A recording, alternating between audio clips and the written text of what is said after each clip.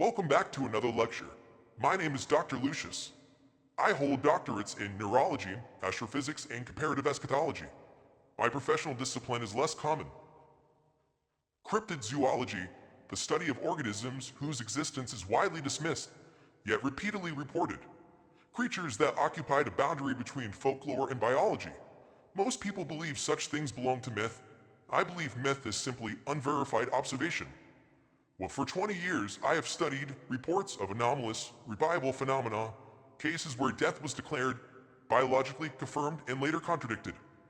Not resuscitation. In every documented cluster of such events, there was an astronomical alignment. Not metaphorical alignment, literal. Solar eclipse, lunar, perigee, and planetary symmetry. You call it coincidence, I call it environmental permission. Before continuing, I should address a question that inevitably appears in correspondence regarding my work, the subject commonly referred to as phantom. Among cryptid zoologists, he is categorized different. Not a ghost nor spirit, a cryptid, an organism observed repeatedly but never conclusively verified. Urban sightings describe a masked figure appearing at sites of violent or supernatural activity. Law enforcement database lists the reports as hoaxes or vigilante rumors, which makes the pattern more interesting. My working hypothesis is simple. If phantom exists, he is not supernatural. He is adapted, an organism, human or otherwise altered to survive conditions normally fatal to biological life. Survive them, or return from them. Cryptids are often dismissed because they appear where science refuses to look, but biology is remarkably persistent.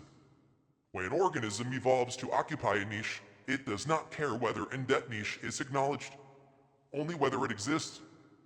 The object referred to as the coffin is not mystical, it is responsive.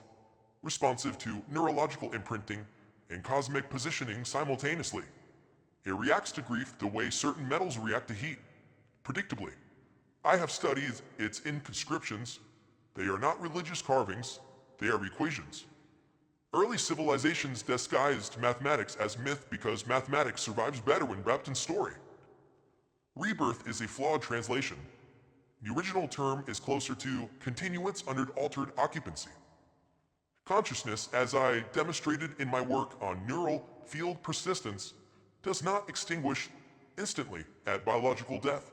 It degrades, like a signal losing strength during totality, during eclipse background, radiation shifts, electromagnetic interference drops.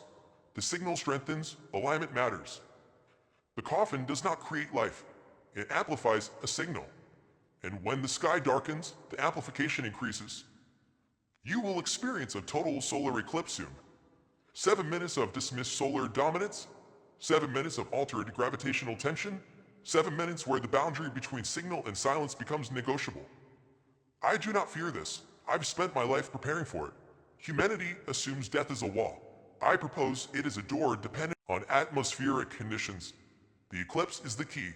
If individuals report unusual impulses during totality, do not medicate them. Do not restrain them.